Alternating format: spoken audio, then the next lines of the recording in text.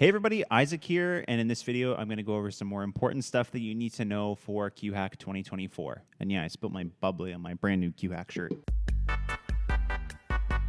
Okay, first let's talk about how to create a team. So long as you're registered for QHack already and you're signed in, just click Challenge Portal. And if you scroll down here, you'll be able to create a new team or join an existing one. If you and some friends have decided to create a team together, one person will need to create the team first, and then there will be like a unique code that when you press join a team, you enter that, and then you'll be on that team that your friend created. If you wanted to create a brand new team yourself, just click create team. When you create this team, you'll be like the team contact, so you'll have to be this person that gives out the team code to other people if you want them to join your team. And if we need to contact a team member, you will be the default team member that we contact. Okay, so I'm going to create a team here, and there you go. So this is the team code that you need to share with people in order for them to join your team.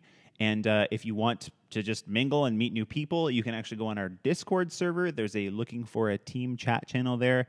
You can mingle with people there and see if they want to join your team, and you can give them that code. I'll put the link to the Discord server in the description below. So there's a couple new things that you can access now that you're on a team: the coding challenges and the open hackathon.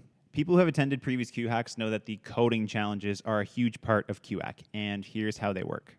You and your teammates will work collaboratively to complete a series of coding challenges. Completing coding challenges successfully will give you points. There's no penalty for any number of submissions. You can submit as many times as you want to our challenge portal. Completing the coding challenges as quickly as you can will be the tiebreak between teams that have the same number of points.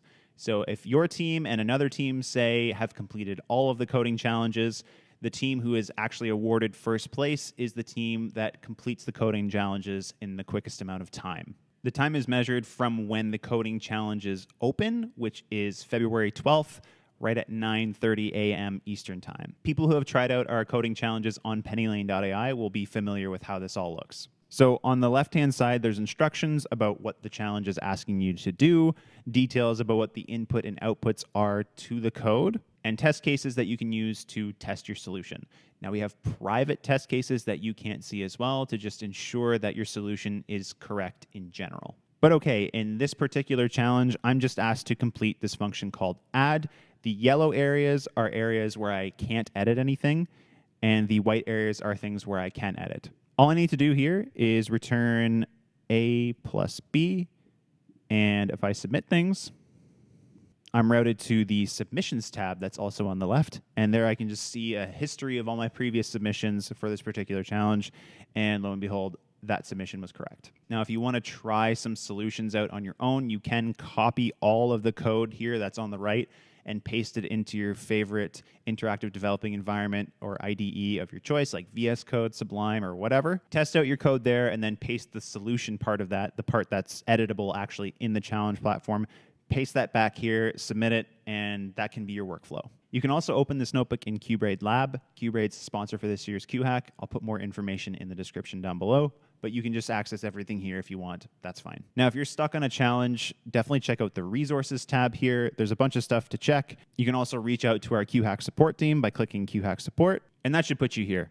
You can check out our frequently asked questions, our Discord server, contact us on Slack, or we have a built-in support system here where you can create a new support discussion thread, and we'll get back to you shortly. So definitely check out these tutorial problems to familiarize yourself with how the coding challenge platform works. Once the competition opens on February 12th, here's where the fun begins. For those who've attended previous QHacks, our coding challenges have kind of been arranged in a sort of Jeopardy board-like format where there's about 25 questions ranging in difficulty from 100 points to 500 points, and that's really it. This year, we've gone all out and created a really cool map of a fictional world called Qtopia. So at the top of the coding challenges dashboard, you can click Explore the Map, and each location on this map has a coding challenge for you to complete. Some are gated, i.e. you have to complete certain other coding challenges to get to the next spot in the map. So for instance, in the Femto Forest, I need to complete these 4 challenges here before I can complete this one here. There's 5 areas in Qtopia: the Boson Beach, the Dipole Desert, Qtropolis, the Tensor Tundra, and the Femto Forest.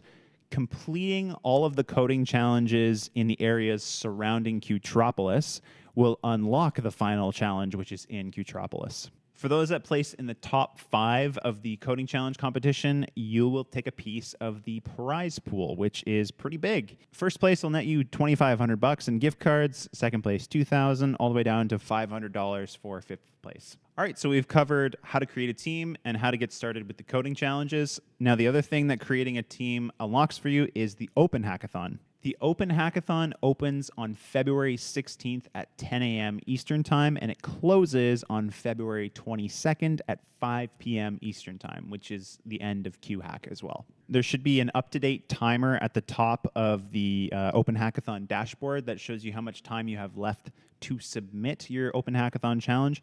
In previous years, we've done this on GitHub through pull requests, but here we're doing everything right on QHack.ai, so you just submit your project right here instead. There's several categories for this year's Open Hackathon. Just click on any one of them, and there should be instructions for what we're looking for that particular category. About midway through the Open Hackathon, we're going to be awarding power-ups to certain teams that are made possible by our sponsors. They'll give you access to sweet GPUs, quantum hardware, and all that sort of stuff.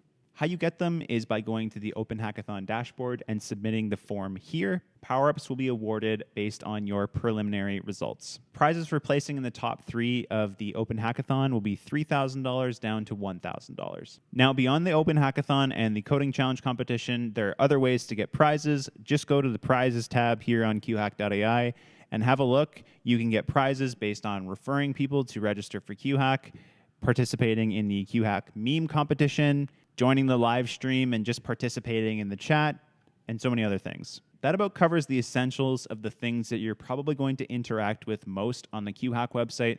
But again, feel free to reach out to us at any time if you have any questions, and we'll be sure to get back to you as soon as we can. Thanks for participating in QHack, and we really hope you enjoyed the event.